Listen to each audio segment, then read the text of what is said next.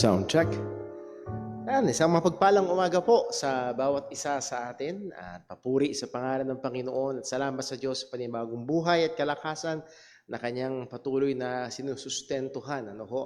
At lalo na ho sa akin personally, kagabi o kahapon ng hapon, nagsimulang magrevolusyon ng tiyan ni Brother Paul sa napaka hindi magandang paraan. So was really doubting na kung magagawa ho nating magturo at mangaral ngayong umaga. Pero salamat ho sa biyaya ng Diyos, and I know sa mga kapatirang nagpe-pray ay purihin ng Panginoon sa kanyang pagsustento. And we are here at sa biyaya ng Diyos sama-sama tayong sasamba sa Panginoon, and later pagkatapos ho or sa bandang dulo ng atin hong gawain ng pagsamba, I will be observing the Lord's Supper.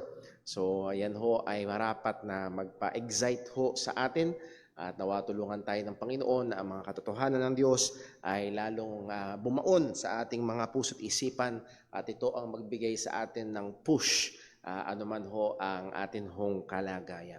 So welcome ho sa bawat isang naririto sa church. Welcome din ho sa ating mga kapatiran na kasama natin online, at patuloy natin ipag-pray ang bawat isa, lalo na ho ay dalawang Sunday na lang, liban tong Sunday na to, dalawang Sunday na lang ay anniversary na ng Jesus Christ Baptist Church. Exactly, let me just check my cheat code. Ayan, 21 days. 21 days before May 26, we'll be celebrating our 14th year church anniversary. At ang ating tema is about being united in the gospel, pagkakaisa sa ebanghelyo. And that's why I decided sa susunod ho na mula this Sunday at sa susunod na 3 Sunday, ang ating mga magiging pag-aaral is about the gospel. Para mas maging masolido sa ating kaisipan, mas maging aware tayo sa kahalagahan, at tunay nga magkaroon tayo ng pagkakaisa sa ebanghelyo. So magkakaroon muna ng pause for a while yung ating pag-aaral sa Romans chapter 11, and we'll be focusing on the gospel. With that, bago tayo dumako doon, we will be having our Sunday school. At sa ating pag-aaral about worship, I hope patuloy tayong natuturuan, nahahamon upang tunay nga na makapag-alay ng pagsamba sa Panginoon. Simulan natin ito sa pamamagitan ng pag-awit. Magstayo po tayong lahat. Awitin natin More About Jesus.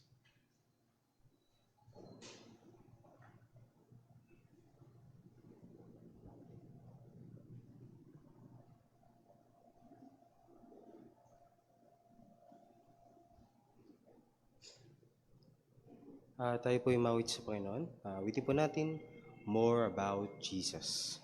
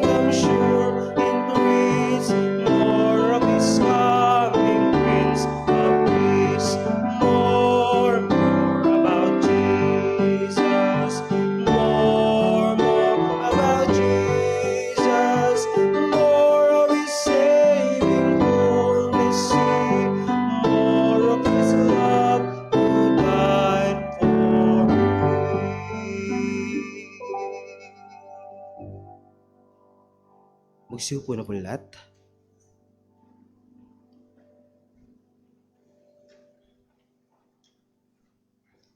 Ayan, purihin po ang pangalan ng Panginoon, and I hope that is our heart's desire to know more about Jesus, to have more of Jesus. At gandang panalangin po yan at desire as we come to church. At meron itong malaking partiyan sa ating pinag-aaralan about worship, which is our greatest priority. Bago tayo magpatuloy, tayo ho muna ay manalangin. Panginoon naming Diyos, aming Ama sa langit, aming pinupuri at pinapasalamatan ka, Panginoon, sa pagkatunay, ikaw ay tapat, ikaw ay mabiyaya, ikaw ay banal, at ikaw ay hindi nagbabago. Ikaw ay marapat lamang purihin at sambahin kahapon, ngayon at bukas. At anuman ang aming sitwasyon, nararamdaman o pinagdadaanan, o Diyos, karapat dapat ka pa rin sa lahat ng pagsamba. O tulungan mo nawa kami, Panginoon, yung oras na ito sa aming pag-aaral ng iyong salita, particularly about this very important subject about worship. Help us, Panginoon. Bigyan mo kami ng liwanag. Hindi lamang liwanag sa kaisipan, kundi, Panginoon, ito ay magkaroon ng epekto sa aming pinakapagkatao upang ang aming pag-araw-araw ay maging pagsamba sa iyo. Patawad, O Panginoon, sa aming mga pagkakasala. Patawad, O Diyos, sa mga pagkakataon na kami ay nag-iisip, nagsasalita o nakakagawa ng mga bagay na taliwas sa iyong kalooban. Lord, pakita mo sa amin kung saan kami nagkukulang upang kami, Panginoon, ay magsisi at gawin ang iyong kalooban. Ingatan mo po kami, maging aming mga kapatiran na patungo pa lamang ang kalusugan ng bawat isa, at lalo tigit, O Diyos, ang spiritual na kalagayan ng iyong mga mananampalataya. Lingapin mo kami, Panginoon, kailangan namin ng iyong biyaya, kailangan namin ng iyong paggabay. Dalangin namin ito sa ngalan ng aming Panginoong Hesukristo. Amen. So again, we are continuing our study about worship at magre-review tayo sa mga nakaraang na pag-aralan natin. And last Sunday, hindi natin natapos about our skills and worship. Tatapusin natin ngayon yun, and then we'll go to another subject. So reviewin ho natin. Again, Psalm 29 verse 1 and 2, Give unto the Lord, O ye mighty, give unto the Lord glory and strength. Give unto the Lord the glory due unto his name. Worship the Lord in the beauty of holiness. So this is not suggesting, this is not advising, this is commanding. Nag-uutos ang talatang ito sa atin na ibigay sa Panginoon ang katampatang kaluwalhati.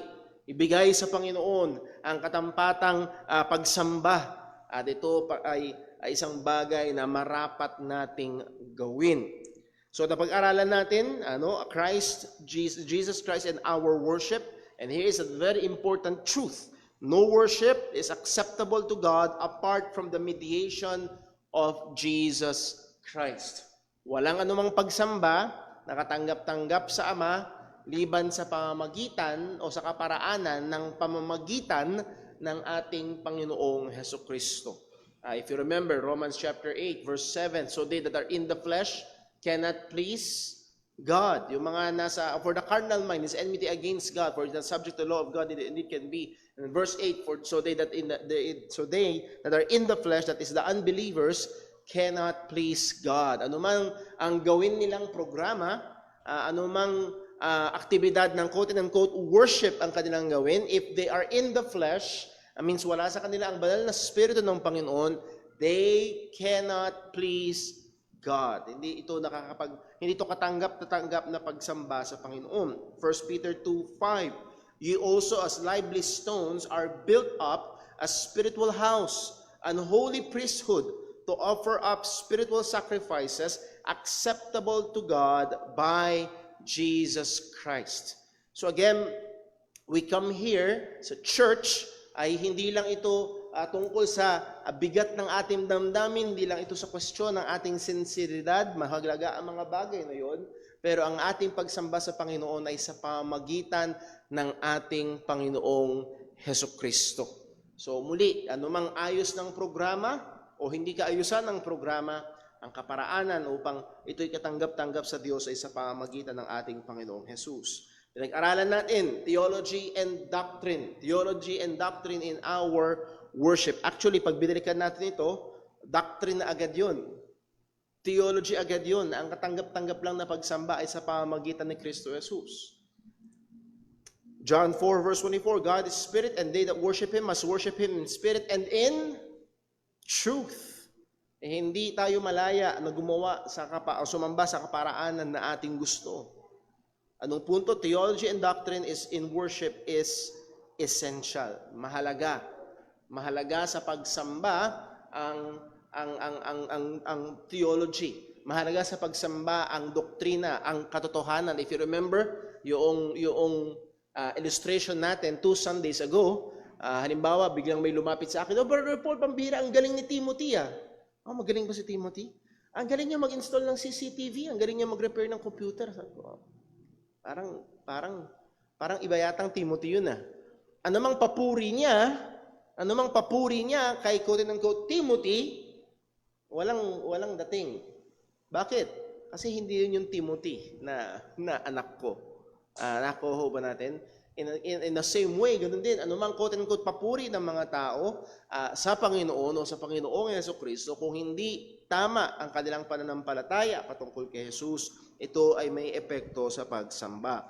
Theology, that is the knowledge of God, fuels our worship. Ang pagkakilala natin sa Diyos ay nagbibigay ng gasolina, pag-andar sa ating pagsamba. So again, it's a good thing kapag bago tayo pumunta sa Sunday morning, bago tayo pumunta dito sa church, try to remember who God is. Try to meditate of what God has done. Pagbulayan natin ang ginawa ng Panginoon. Halimbawa, tamad na tamad ka, as in tamad na tamad kang pumunta sa church. Magbulay ka patungkol kay Kristo. Alalahanin mo kung ganong katinding pagbabayad ang ginawa niya para sa iyong kaligtasan.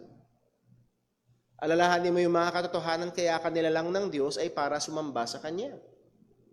At hayaan mo at huwag mong tigilan yung mga katotohanan hanggang sa magkaroon ng epekto, hanggang sa magkaroon ng init. At pagdating mo sa church, hopefully sa biyaya ng Diyos hindi na malamig. So theology, that is the knowledge of God, fuels our worship. Ito ang nagbibigay ng gasolina at pag-andar sa ating pagsamba. Therefore, ang lahat ng ating ginagawa, hopefully our prayers are theologically informed. Our songs are theologically saturated.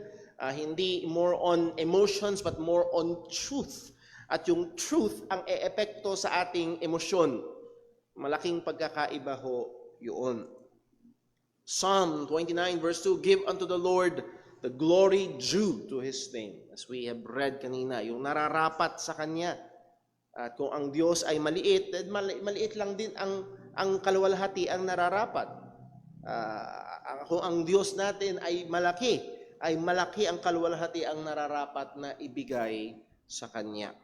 Worship the Lord in the beauty of holiness. Point, we must give a considerable amount of time and effort to the Word of God, to know God and to know sound doctrines that will help, enrich, and anchor our worship.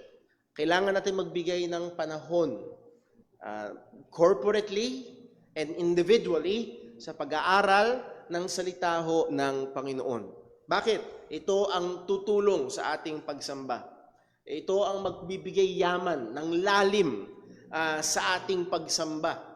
Ito ang mag-aangkla para hindi tayo dalhin kung saan-saan ng kultura o what's in, what's not in.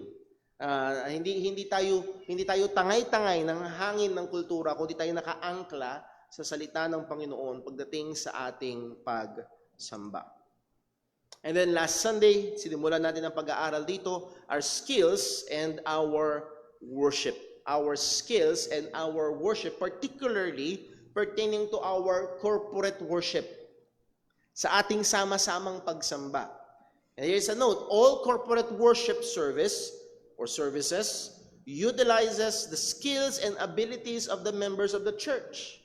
Gaano mang kaliit o gaano mang kalaki ang gawain tuwing merong pagsamba, pagtitipon ng pagsamba, ay ginagamit ang skills ng mga mananampalataya. It may be musical skills, it may be multimedia skills, it may be communicative skills, teaching or whatever, ginagamit ang skills sa pagsamba. Now, nandito yung danger. If you remember, pinag-aralan natin last Sunday, there is a tendency to overvalue and on the other side, to undervalue the skills and abilities of believers in worship. May tendency daw na ma-overvalue. Na ano? Ito na yung pinakamahalaga. Ito na nagdidikta ng worship. Yung skills ng mga tumatayo sa harap. At madalas, lalo na, yung skills ng tinatawag na worship team.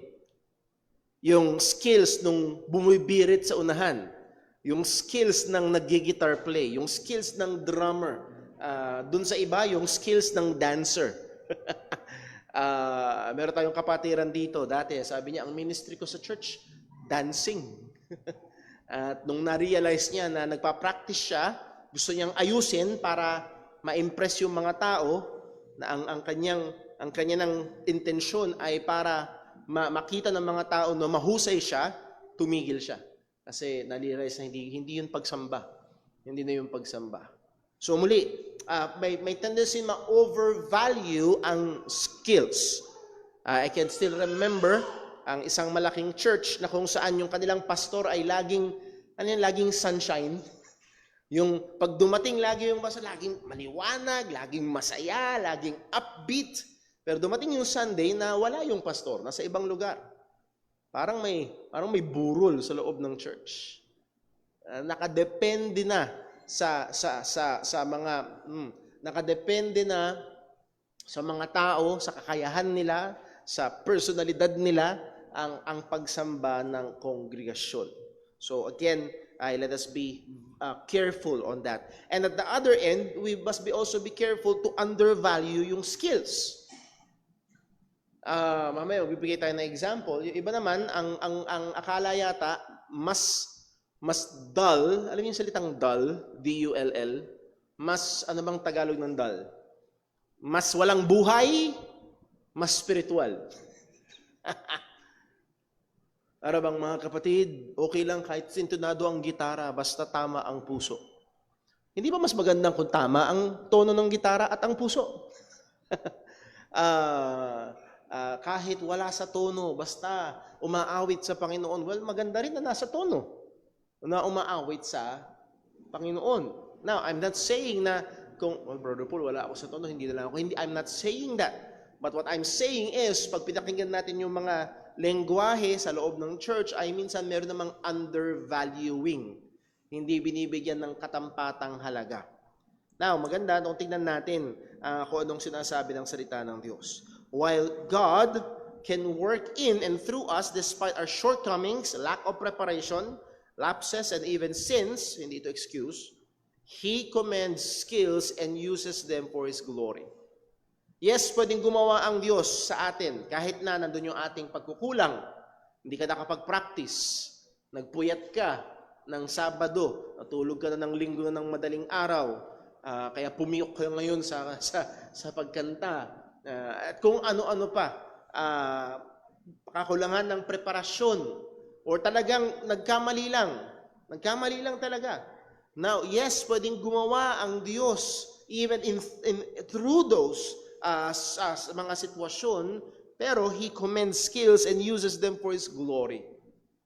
Makikita na sa Biblia na binibigyang pahalaga ng Diyos ang kakayahan. At ginagamit niya ito para sa kanyang kalwalhatian. For example, pagdating sa worship sa templo, ang sabi sa temple, sabi sa 1 Chronicles 15:22, and Chelaniah, chief of the Levites, was for song. Siya ay nilagay para sa kanta. Bakit? He instructed about the song because he was skillful. Siya ang nagturo ng kanta sapagkat siya ay may kakayahan.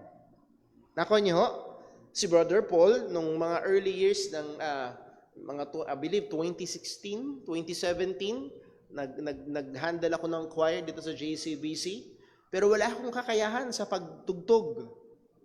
Ang ginagamit natin nun ay yung computer music. Salamat sa Panginoon sa availability ng mga bagay na yon. Pero kapag merong dumating na merong katampatang skills, siya dapat. Bakit?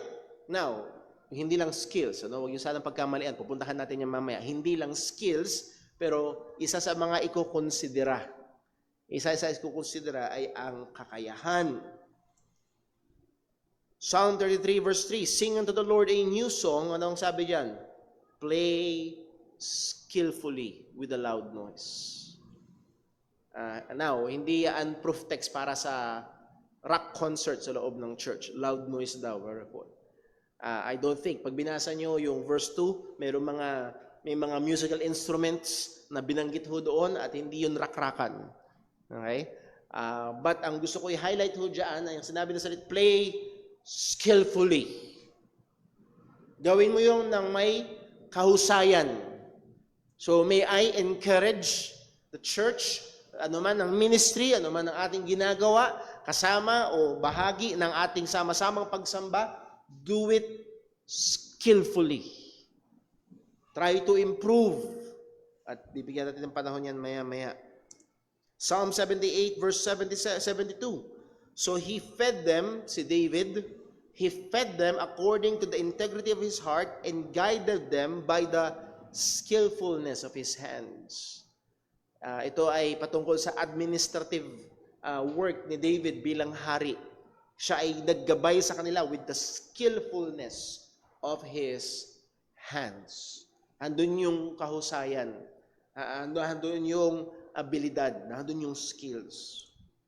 Now, bibigyan natin ng pansin yung sinimulan natin last Sunday, yung 3 sa 5. Reviewin lang natin yung unang 3. 5 principles to consider about skills in worship.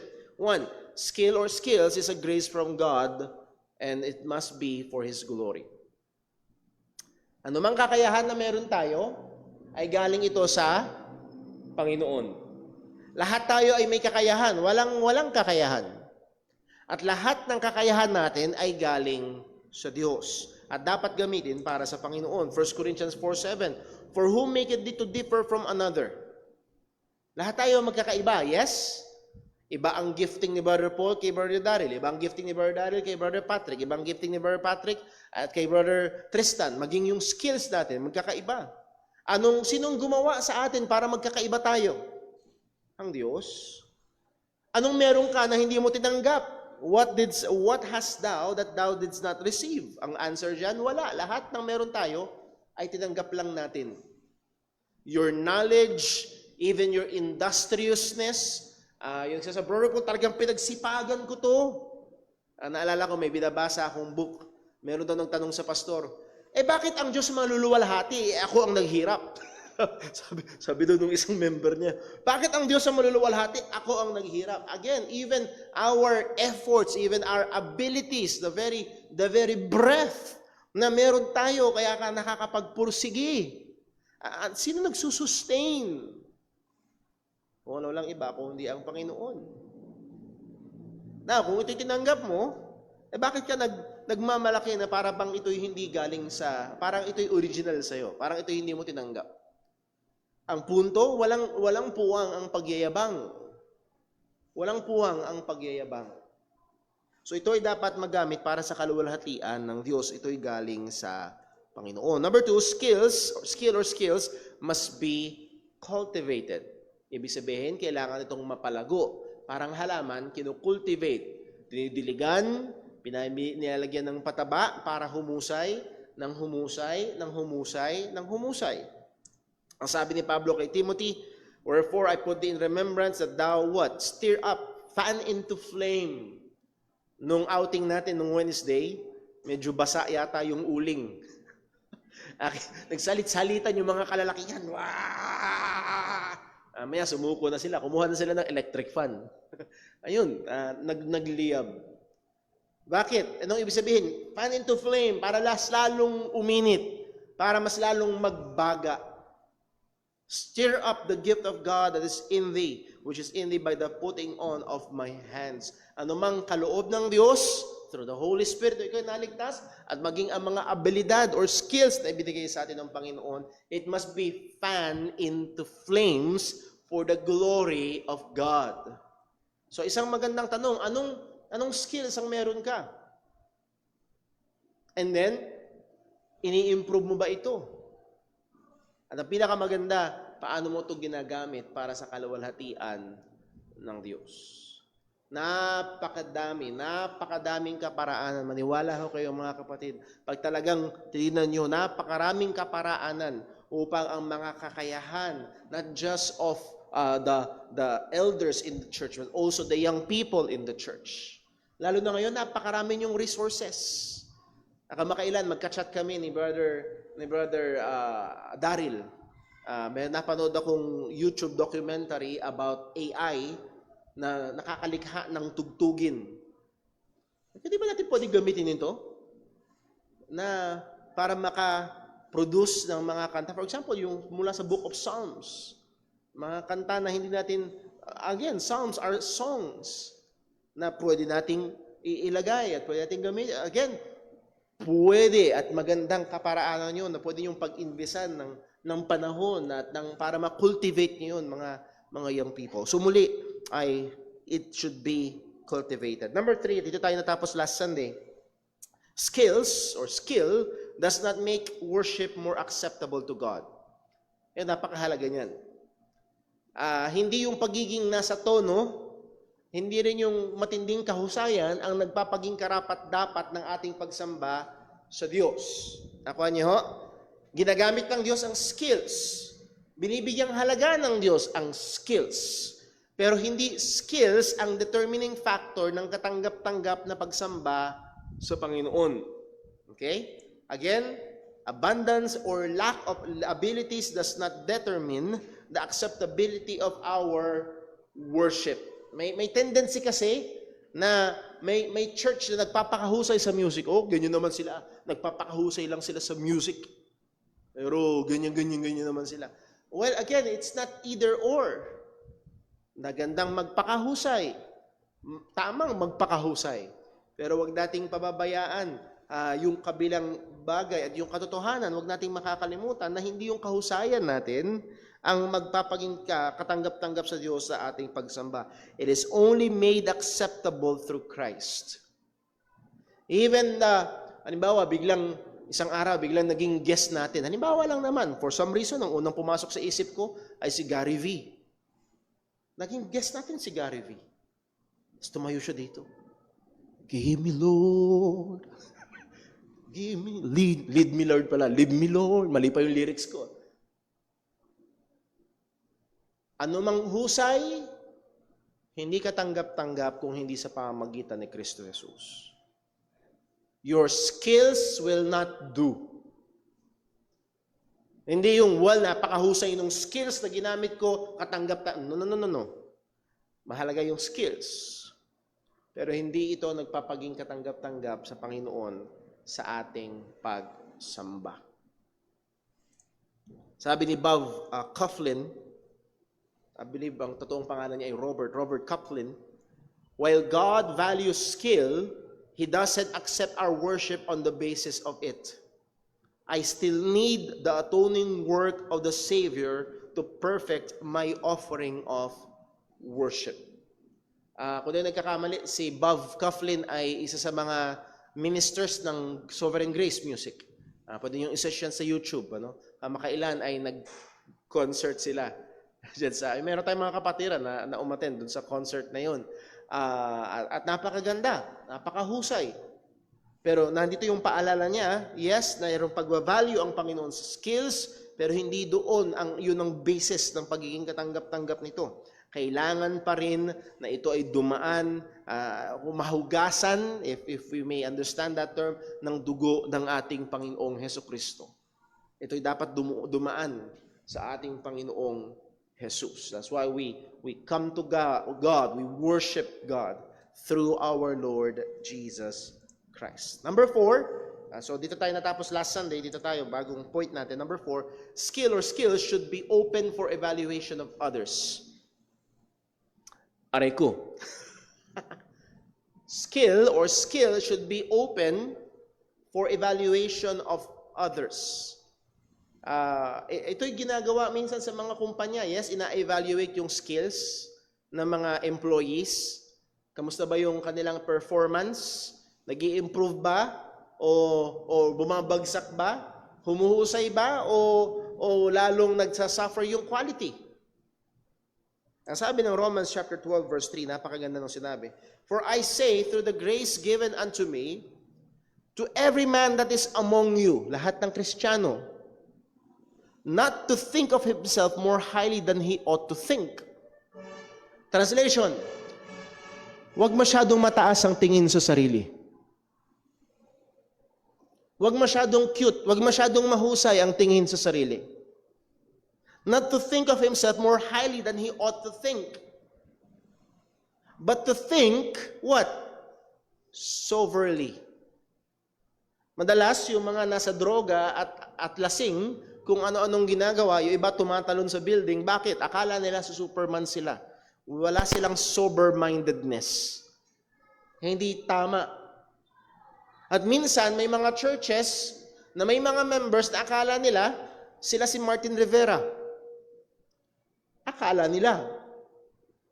At magpupumilit silang kumanta sa harapan. Akala nila.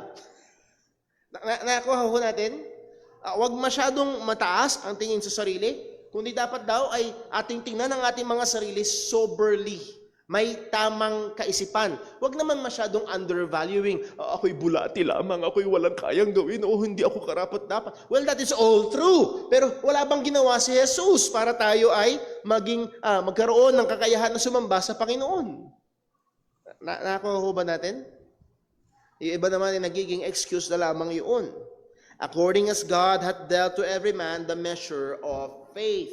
May ibinigay ang Diyos na gifts. At actually, pag tinuloy niyo yung basa sa Romans chapter 12, i-discuss ni Apostol Pablo yung mga gifts. At ang sabi ng salita ng Diyos, we should serve according to our gifts. Tayo ay maglilingkod sa iglesia, sa mga ministeryo, sang-ayon sa kaloob na ibinigay sa atin ng Panginoon, whether it be teaching, showing mercy, whether it be encouragement, or anong iba pang mga gifts na ibinigay ng Panginoon sa atin. So we must think soberly. Wag masyadong mataas ang tingin sa sarili. And sad to say, ang mga nasa panganib na maging ganyan, madalas ay ang mga tumatayo sa harapan, ang mga pastor. May malaking danger na ang mangaral ay magkaroon ng mataas na tingin sa sarili. I've heard of a pastor na pag nawala ako, ang church na ito babagsak. Pag nawala ako, ang fundamentalism ay babagsak. Well, mahigit 20 taon na siyang wala. Doon pa rin yung church. Masyadong mataas ang tingin sa sarili. Mga kapatid, yes, pag tumingin tayo sa mga balita para nakakatakot, pero merong nangako, upon this rock I will build my church and the gates of hell will not prevail against it.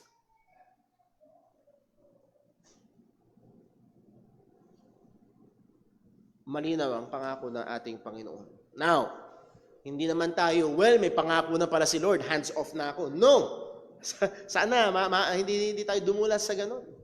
So makita ho natin na it should be open for evaluation of others. Bakit? Madalas tayo ay cute, magaling sa ating sariling paningin. Tama ho ba? Naalala ko nung bata ako, siguro as early as 7 or 8 years old, uso pa yung mga karaoke na yung Sony na malaki, na may dalawang anuhan, tapos kukunin ko yung tape ng ate ko, play, lalagay ko doon, kukunin ko yung mic, kakanta ko. Pakiramdam ko, nagko-concert ako. Maya-maya, biglang pumasok yung kuya ko, ano ka ba? Ang sakit sa tenga. Uy. Kala ko nasa tono ako. Again, we should be open for evaluations. Now, as we have said kanina, pasadahan natin, song offerings or special numbers. Again, may mga pagkakataon na mayroong mga kapatiran na nagpipilit. And we should be open. We should also try to ask for. May mga pagkakataon na ako mismo, lumalapit ako sa ilang mga kapatiran, tinatanong ko sila, kamusta? Kamusta ang mga pagtuturo o mga pangangaral? Malinaw ba? Nauunawaan ba? Malabo ba? Ano yung mga kailangang i-improve? Open for evaluation. At ganoon din tayo. Be open for feedback from spiritual people in the church.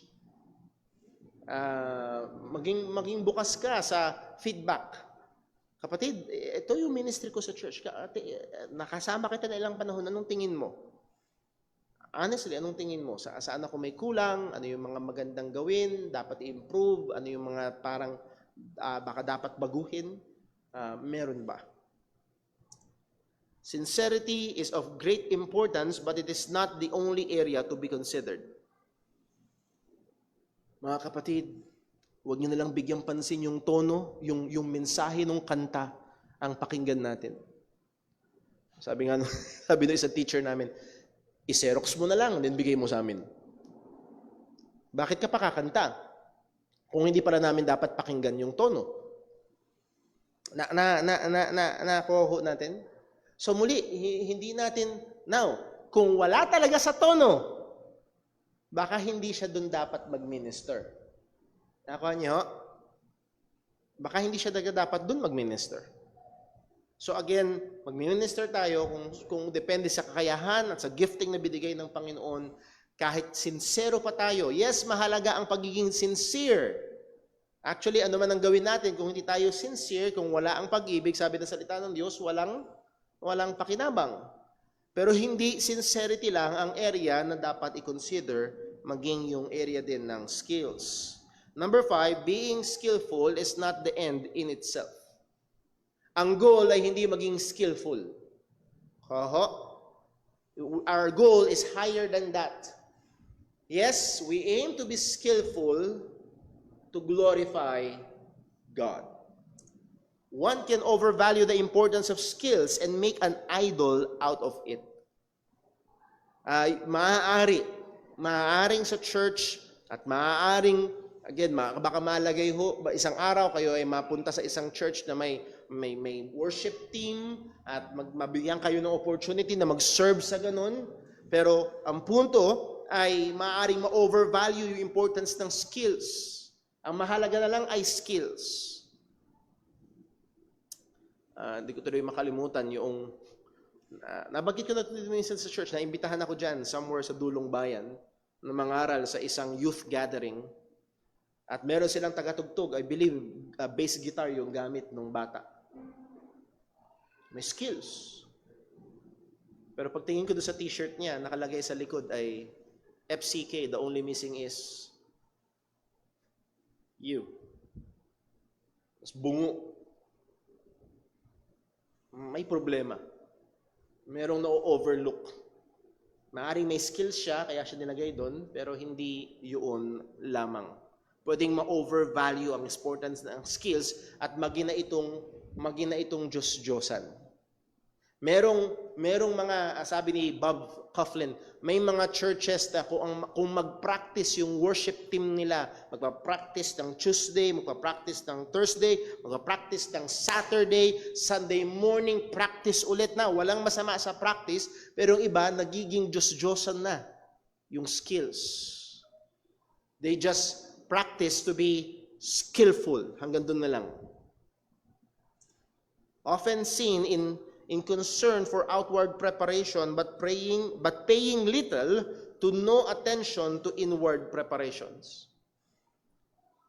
Okay, nag-practice ng Tuesday, nag-practice ng Thursday, nag-practice ng Saturday, hanggang Sunday ng umaga nag-practice. Okay? Skills. Hindi masama na i-develop. Pero gaano kayang katindi ang paghahanda ng puso sa pagsamba? Nakuha niyo ho? Na maging baka mamaya ang maging pinakapunteriya ay maging mahusay ang performance. Pleasing sa tao ang performance. Pero hindi nakapaghanda para maging pleasing sa Diyos ang worship. Again, sabi ni Bob Coughlin, God wants us to realize that the point of our practice isn't to receive the praise of others, it is to bring Him glory. Kaya ka nagpa-practice, ano man ang ministry, Lord willing, magbangon ng Diyos ng mga kapatiran dito sa church. Magkaroon tayo dito ng naggigitara, nagpa-piano, nagba-violin, Ang ganda doon sa ministry ng San Mateo. Meron silang mga ganun. Sa ministry ng Marikina Valley, Bible Baptist Church, may mga musicians sila sa loob ng church. May mga singers sila sa loob ng church. But again, ang practice ang punto ay hindi para purihin ka ng tao. Hindi para makita, ay, ang galing mo naman sis, ang galing mo naman bro. Kundi kaya ka nagpa-practice, ay gusto mong maluwalhati ang Diyos doon sa iyong ginagawa. Sabi sa Matthew chapter 6 verse 5. And when thou prayest, thou shalt not be as the hypocrites are. Aray ko, sakit na salita. Huwag ka daw maging katulad ng mga ipokrito. Na ano daw? For they love to pray standing in the synagogues and in the corners of the streets. Why? That they may be seen of men. That is their goal, to be seen of men. At dito mapanganib. Not just ang mga musicians or singers, even teachers and preachers ay pwedeng mahulog sa kalagayan na paano ba ako nakikita ng mga tao? Ang concern ay makita ng mga tao, ma-appreciate ng mga tao. Ang sabi ng Panginoon, verily I say unto you, they have their reward. Natanggap na nila. Napansin na sila ng tao, okay na. Wala silang aasahan mula sa Diyos. Hindi sila nakakapagbigay lugod sa Diyos. So, makita ho natin na pwedeng maganda bang mag-pray? Tama bang mag-pray? Inutos ba ng Diyos na mag-pray? So, ang prayer ay isang bagay na napakaganda at inutos ng Diyos. Pero, pwede palang mangyari na quote and unquote, ginagawa mo yun. At the same time, ipokrito. At the same time, hindi naluluwalhati ang Diyos. So it's not just merely doing. It matters yung motive natin. So being skillful is not the end in itself. Now, ngayong umaga, simulan ho natin ang paksaho na ito. What we do when it is not Sunday and our worship. Ayan. Anong ginagawa natin pag hindi linggo? At yung ating pagsamba ng linggo. Ako ba natin? Anong ginagawa natin pag hindi linggo? Ibig sabihin, anong ginagawa natin? To put it another way, anong ginagawa natin pag wala tayo sa church? Kasi pag nasa church, nasa environment tayo na conducive for worship. Tama ba? Pag nasa church, ingat ka sa pananamit, ingat ka sa pagsasalita. Oh, by the way, I received feedback mula sa Ladies Fellowship na naging napakaganda raw at napakasaya na naging Ladies Fellowship. At nawa, ang mga ladies ay maging prayerful na i-apply yung inyong mga natutunang prinsipyo mula sa salita ng Diyos. Nevertheless, pag nasa church, maaaring maingat ka sa iyong pagsasalita. Pag nasa church ay maaaring may mga sinasabi ka na hindi mo usual na sinasabi. Like, praise the Lord. Amen. Glory to God. Pero pag wala sa church, pag hindi Sunday, ang sabi sa Isaiah 1 verse 11, napasadahan na ho natin ito. Ang sabi ng Panginoon sa Israel, to what purpose is the multitude of your sacrifices unto me? Para saan ba yan? Napakaraming mga alay na yan. Say the Lord, I am full of burnt offerings of rams and the fat of the fed beasts, and I delight not in the blood of bullocks and of lambs and of the he-goats. In short, wala nang pakinabang yung mga alay na yan. Alam niyo sino sa inyo nasubukan ng naumay? Naumay kayo. Ang sarap-sarap ng pagkain, pero maya-maya, kakaumay. Hindi na, yun na naman. Verse 12, when ye come to appear before me, who hath required this at your hand to tread my courts? Baka magkakamot ka ng ulo. Sino nag-uutos sa inyong gawin niyo yan? Lord, ikaw ang nag-utos. Ikaw ang nag-utos. Bring no more vain oblations. Incense is an abomination unto me. The new moons and Sabbaths, the calling of assemblies, I cannot Away with it. It is iniquity, even the solemn meetings. Ito ay kasalanan. So pwede pala mangyari na mga pagtitipon ay maging hindi katanggap-tanggap sa harapan ng Panginoon. Your new moons and your appointed feasts, my soul hateth. They are a trouble unto me. I am weary to bear them. Napapagod ako, parang nasusura ako, ayoko. Now, take note, yung sinabi ko napapagod ay hindi dahil napapagod ng Diyos. Okay? Kundi it's a figure of speech na parang ayaw, tama na, stop na. And when ye spread forth your hands, I will hide mine eyes from you. Yea, when ye make many prayers, I will not hear. Your hands are full of blood. Wash you, make you clean. Put away the evil of your doings from before mine eyes. Cease to do evil. So, during the time of offering, at the time of worship, present sila. May offering ba silang dala? Yes! Ginagawa ba nila yung mga religious activities? Yes! Pero sa konteksto natin ngayon, mula Monday to Saturday, their hands are full of blood. They were engaged in doing evil. Akuan niyo ho? Pupunta sa church, pagdating sa church, to God be the glory. Pero mula Lunes hanggang Sabado, ano kaya ang ginagawa? Ano kaya ang lumalabas sa bibig? Point, no amount and conformity to worship activities will ever make up for or cover the kind of life we live outside of the Lord's Day worship program.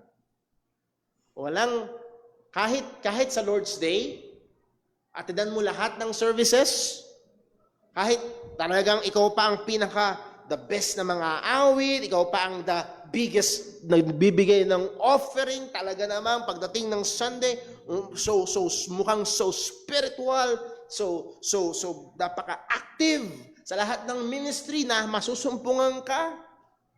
Pero hindi yun pwede ipantakip sa buhay o sa paraan ng buhay na ginagawa kapag hindi araw ng pagsamba. Hindi. 1 Timothy chapter 4 verse 12. Ang sabi ng Panginoon, let no man despise thy youth, but be thou what? An example of the believers. Kung yun naalala, ang context nito, sinasabihan ni Pablo, ini-encourage ni Pablo, binibigyan instruksyon ni Pablo ang batang lingkod na si Timothy to have a ministry that gives attention to being a godly example in all areas of his life. At kaakibat ho niyaan, hindi lang tuwing araw ng linggo, hindi lang tuwing Lord's Day, but in every area of his life. At ang assumption diyan ay nahandoon yung kanyang interaction from Monday to Saturday, nakakasama niya, nakakasalamuhan niya ang mga mananampalataya, at pag inobserbahan siya ng mga mananampalataya, dapat siya ay example sa mga mananampalataya in words, in conversation, in charity, in spirit, in faith, in purity. So ang punto ho natin binibigyan ng pansin ay ang ating pang-araw-araw na buhay ay may kinalaman sa ating pagsamba sa Panginoon sa araw ng Diyos. Ulitin ko ho, ang ating pang-araw-araw na buhay ay may kinalaman sa ating pagsamba sa araw ng Panginoon. Let me quote again si Robert or Bob Coughlin. It does not matter or doesn't matter whether we're leading a congregation, driving our car, or sitting alone in our bedroom. Everything we do should be governed by one goal: to see Jesus Christ praised, exalted, magnified, lifted up, and obeyed. Ano man ang ating ginagawa, hindi Sunday. Nagdadrive ka, naglalaba ka, nasa eskwelahan ka, nasa trabaho ka, nasa bahay ka. Ano man ang ating ginagawa, nawa ang goal natin ay maluwalhati ang pangalan ng ating Panginoong Jesu Kristo. We know of the verse, di ba? Whether therefore you eat or drink or whatsoever you do, do all to the glory of God. Point, our daily lives should be examples of worship and an adornment of the truths we proclaim. Ang ating pang-araw-araw na buhay ay dapat ehemplo ng pagsamba.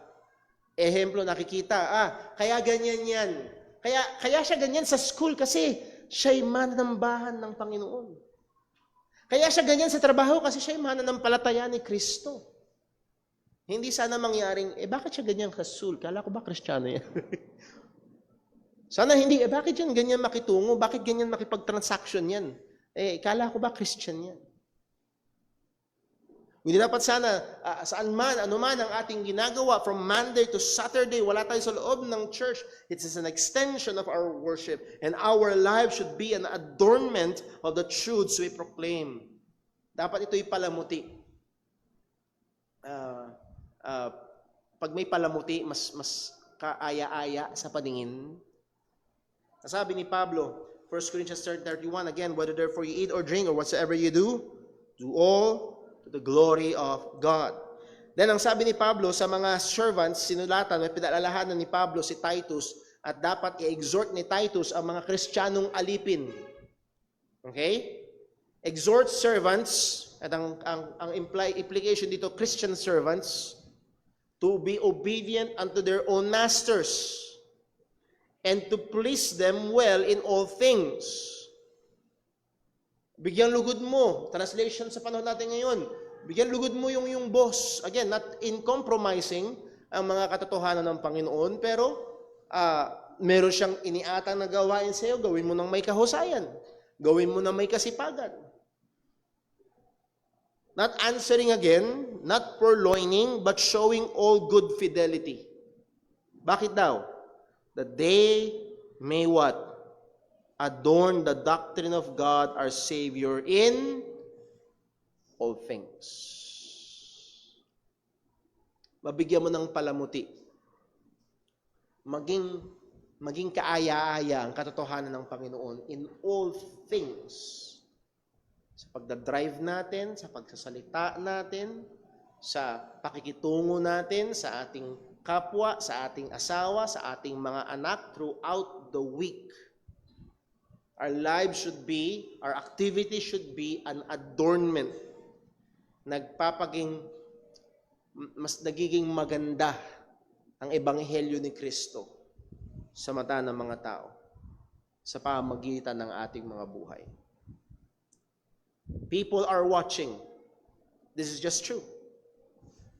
Naalala ko ho, for many years, may nakadikit sa salamin ng kwarto ko noong ako'y binata pa. Be careful on how you live. You may be the only Bible that some people read. Yan nakalagay. Mag-ingat ka kung paano ka nabubuhay. Baka ikaw ang tanging Biblia na binabasa ng iba. Baka hindi mo alam ang kapitbahay mo nakikinig sa'yo. Nakikinig yung kapitbahay. Itong kapitbahay ko ito, nagpupunta dun sa church na yun every Sunday. Tapos nakikinig siya. Paano yung hinahandle mag-asawa ang problema? Paano hinahandle ng mga magulang ang mga bata? Mga young people, baka nakikinig ang mga kaibigan nyo o mga kaklase nyo kung paano kayo nagre-respond sa inyong mga magulang.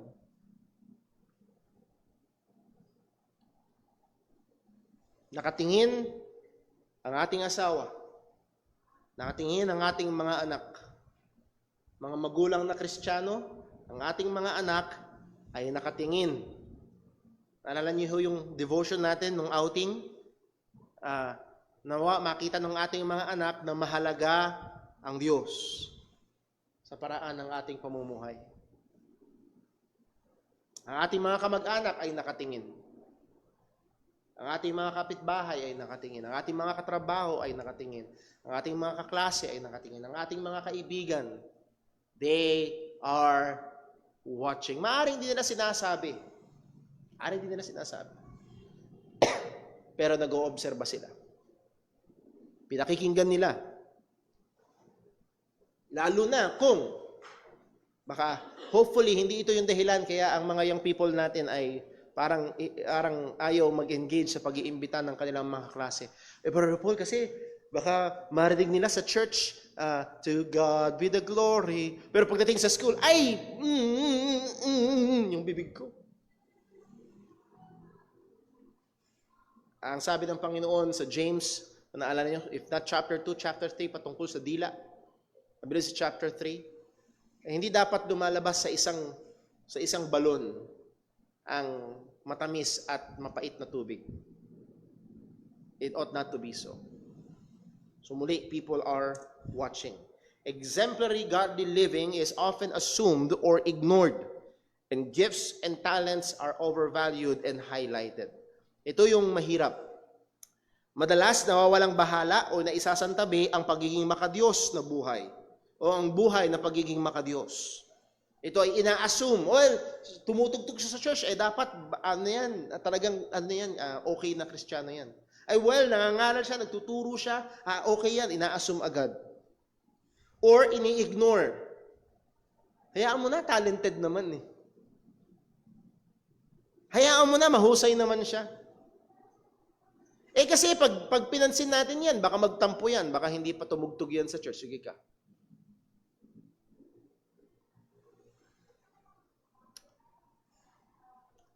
So again, talents are overvalued and highlighted over godliness. Mga kapatid, pag binasa nyo ang qualification ng isang pastor sa 1 Timothy chapter 3, meron lang iisang technical na requirement. Up to teach. May kakayahan siyang magturo. Pero ang lahat ng ibang qualification, puro about godly virtues. At kung meron tayong dapat bigyan ng mas matinding pahalaga sa ating gawain ng pagsamba ay hindi performance, but godliness. At ang godliness ay hindi lang sa loob ng church, kundi ang godliness ay dapat naroon pa rin paglabas ng church, pag-uwi sa bahay, pag-browse ng social media, pag-post at kung ano-ano pa.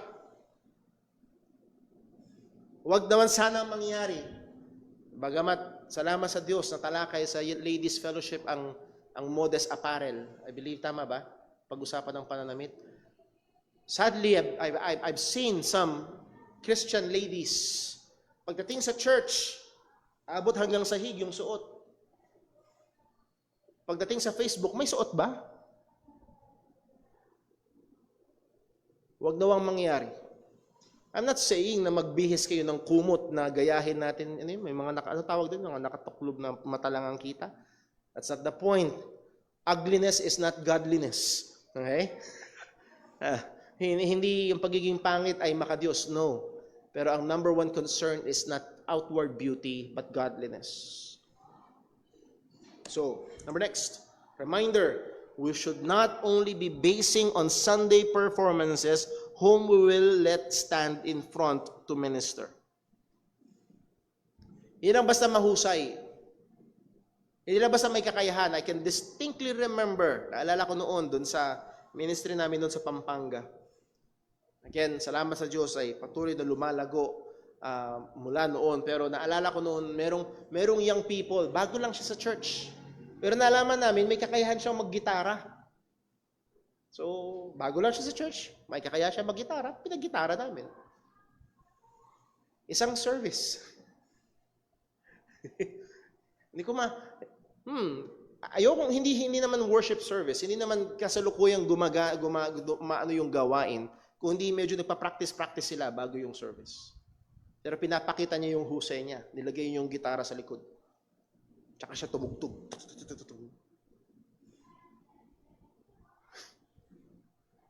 Well, may husay at may yabang. At pag binigyan mo ng pansin, yun ang goal niya. Ang goal niya ay mapansin siya tuwing siya ay tutugtog. So muli, hindi dapat tayo nakabase lang. Sana nakuha niyo, are skills important? Yes! Pero hindi lang yun. Nakuha ba natin? Hindi lang tayo nakatingin sa skills. Pero wag nating sabihin na basta faithfulness lang at the expense of skills. Yun yung medyo nagiging imbalance sa iba. No, we seek to be godly. At sa biyaya ng Diyos, sa skills and gifts na kanyang pinagkatiwala sa atin, we improve. We develop. 1 Timothy 4 verse 12, again, let no man despise thy youth, but be thou what? An example of the believers. We must serve as an example. Bilang mga mananampalataya sa ating salita, sa ating pamumuhay, lifestyle, sa ating pagmamahal, sa ating spirit, that is our attitude, sa ating faith, or better, faithfulness, sa ating katapatan, and in purity.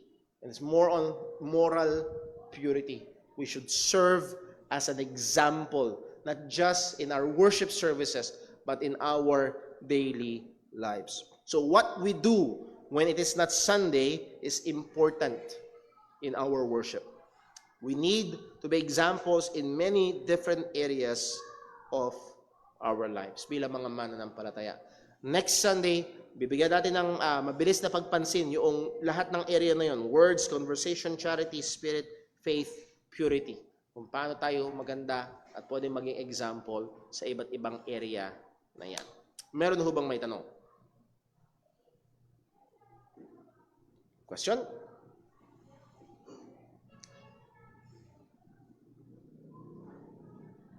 Sana hindi dahil walang naintindihan. Question.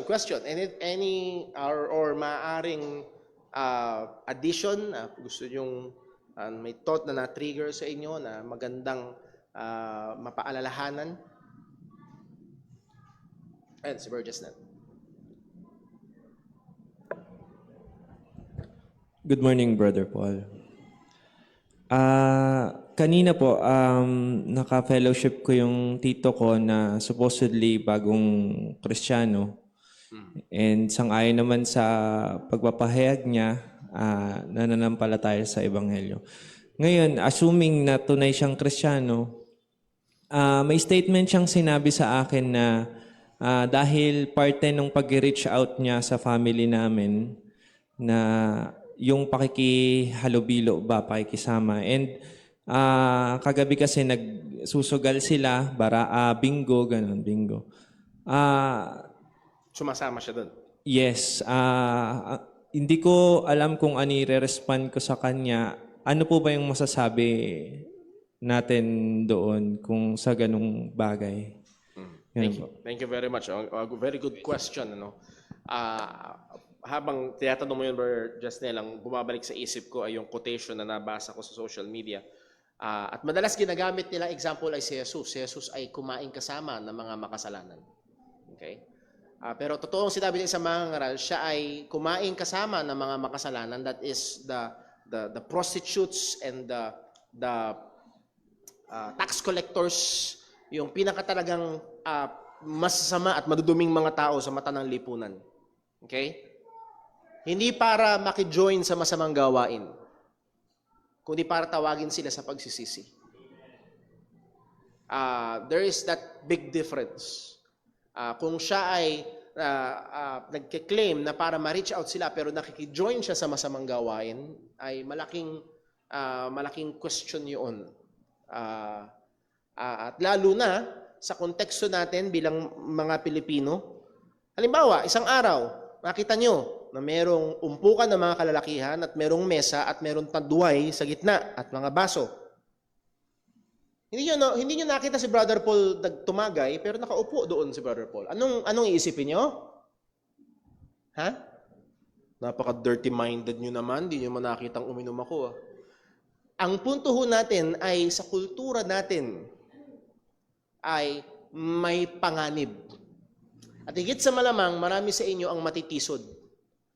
Ay si Brother Paul, nahandun sa mga nakakuha nyo ho.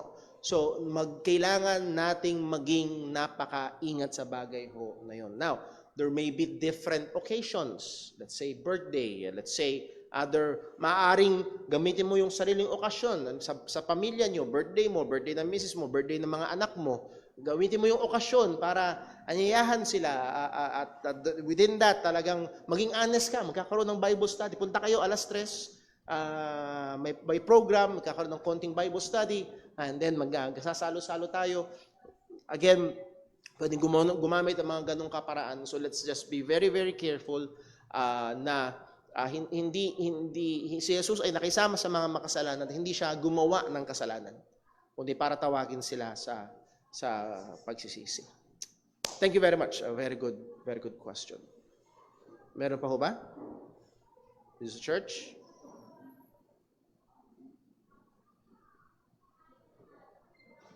Okay, so kung wala ho, sa online ho, baka merong comments? Wala naman. So, tingnan ko lang ho dito ho sa ating online.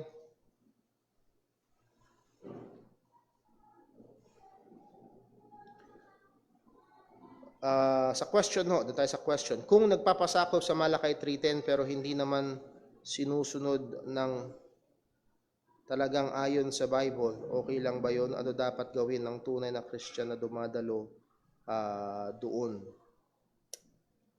I mean, napakarami hong churches, even mga Baptist churches, ang gumagamit ng mga utos sa lumang tipan patungkol sa pagbibigay ng 10% or tinatawag na ikapo. Isang malinaw na bagay, kagaya ng atin na pag-aralan, na sa bagong tipan, ang mga Kristiyano ay never inutusan na magbigay ng 10%. Walang utos sa church. Anong utos sa church? Ang utos sa church is sacrificial giving. Ang utos sa church is cheerful giving. Ang utos sa church is loving giving. So hindi walang sinabi ang salita ng Diyos kung paano sa pagbibigay ng mga mananampalataya. Pero ang tanong ho dito, sinusubukan ko lang din kung nagpapasakop sa Malakay 3:10 pero hindi naman sinusunod talaga ang ayon sa Bible. Again, madalas pag tinuro ang Malakay 3:10 or ikapo sa mga ibang mga churches, laging 10% lang ng sweldo mo. Ganon. Pero pag tinignan natin ng Bible, hindi ganun lang. Okay? Actually, ang pera ay hindi ikapo. Merong pang tithes of the harvest, merong pang ibang-iba pang uri ng mga tithes. So, sa madaling salita, hindi lang basta 10%.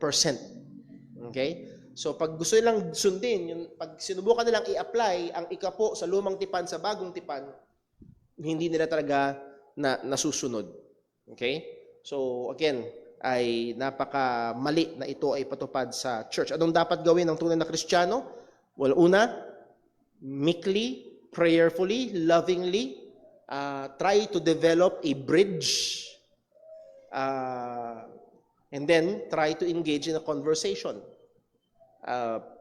Nahirap yung 1-2 linggo ka palang nahandun, ay ang dating mo na ay gusto mong wasakin ang church. It takes time mag-develop ng relationship. At kung wala talagang pagkakataon, for example, bumisita ka lang talaga doon sa church na yon. Pray for wisdom. Kung maaari, mag-ask ka ng panahon doon sa mga manggagawa o sa pastor, makausap sila sa kanila, and lovingly, respectfully, present yung katotohanan ng salita ng Panginoon. At kung ngayon, ibang usapan, kung miyembro ka doon sa church na yon. Pag-pray mo pa rin, present mo pa rin sa kanila, pero kung talagang mananatili sila doon sa kamalian, at sadly, madalas kapag sa mga churches na mahigpit sa ikapo, pag nag-voice out ka ng against doon, ay madalas ay tuwing Sunday may markado ka na.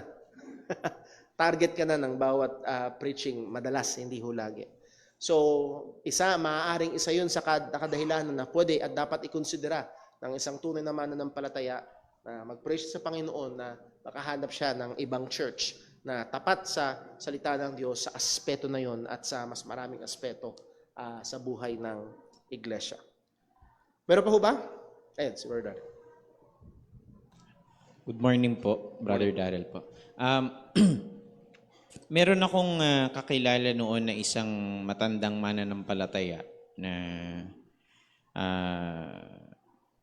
tumagal siya na mananampalataya until such time na for some reason, siya'y natisod sa ilang bagay, tapos hindi na siya uma-attend ng mga services.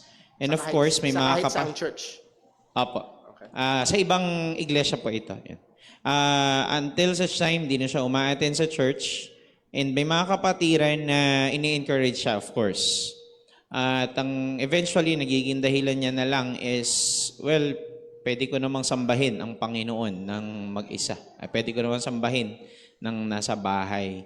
And kumbaga, in comparison din doon, meron namang ilan na hindi naman mananampalataya ang konteksto. Meron namang iba na parang ang sinasabi naman nila is, well, mahalaga ay nananalangin pa rin tayo sa Panginoon. Mahalaga ay kilala pa rin natin siya, yung mga ganun. Ano po yung masasabi ninyo sa mga ganung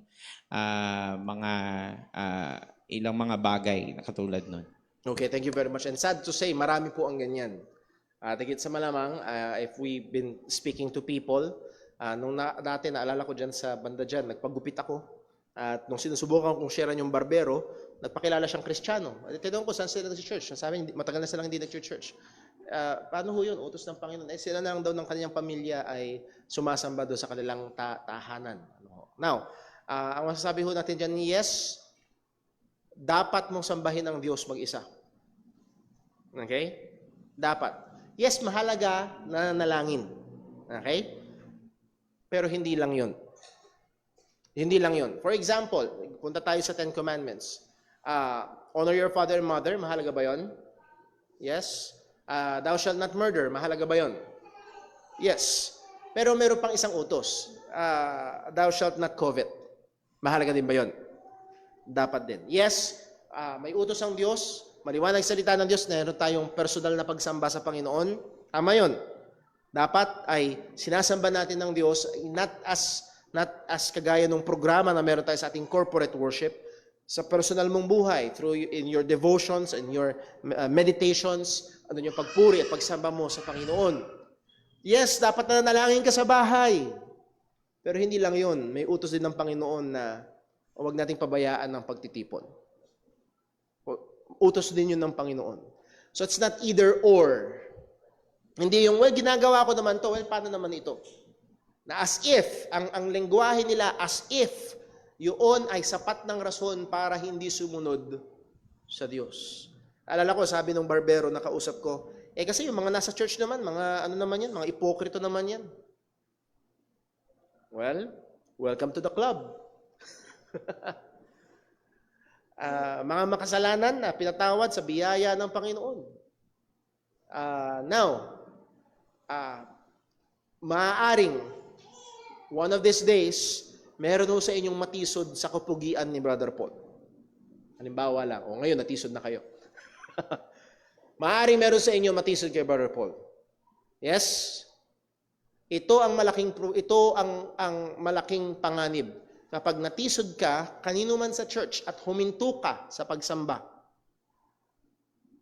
at hindi mo ginawang humanap ng ibang church upang magpatuloy na sumunod sa inutos ng Panginoon, malaking problema yun. Mas maunawaan ko pa. Let's say may problema talaga dito. Hindi ka talaga agree. Let's say may doktrina na hindi ka talaga agree. Nag-uusap na tayo, hindi mo talaga matanggap. Nagdesisyon kang umalis. Pero iba yung nandun ka na lang sa bahay. Mapanganib yun na ginagamit mo na lang na lisensya si Brother Paul para hindi sumunod sa Panginoon. That's a big question mark kung Kristiyano ka talaga o hindi. Pero kung sa providensya ng Panginoon nakaranas ka ng hurt sa church na ito, sa ministers or sa ibang mga kapatiran, at ikaw ay lumipat ng ibang church at nagpatuloy sa pananampalataya at paglilingkod sa Panginoon, pupurihin ko ang Diyos. Bakit? Dahil patuloy na nakikita ang paggawa ng banal na Espiritu sa iyong buhay. So, let us be very careful sa bagay ho na yun. So, hindi, yes, dapat mo sambahin ng Diyos personal. Yes, mahalagang manalangin. Pero hindi lang yun ang utos ng Panginoon. May maliwanag na utos ang Diyos na huwag pabayaan ang pagtitipon. Isang magandang tanong sa kanila, kinikilala mo ba ang kahalagahan ng utos ng Diyos na ito. So, nawa, ang mga pag-aaral natin ay nakatulong at patuloy nating bigyan ng pagbabantay ang ating mga sarili as we have studied. Hindi lamang yung ginagawa natin ng Sunday, kundi yung buhay natin mula Monday hanggang Saturday. Let's pray. Panginoong Diyos, aming Ama sa langit, salamat po sa biyaya mo, salamat sa katapatan mo, salamat sa mga paalala mo. At Lord, kung sa iyong habag ay ginamit mo ang iyong salita bilang liwanag upang i-expose ang mga lugar na kung saan kami ay nagkukulang, oo, may mga kasalanan. Patawarin mo kami, Panginoon. Sa biyaya mo, tulungan mo kami na magsumikap sa kabanalan at gawin ang naaayon sa iyong kalooban. Maging sa time ng aming fellowship, O Diyos, nawa ikaw maluwalhati, ingatan, handa mo kami sa pagsamba namin sa iyo. Lahat ito'y dalangin namin sa ngalan ng aming Panginoong Hesukristo. Amen. God bless po. Break time po tayo. Balik po tayo ng 10:05.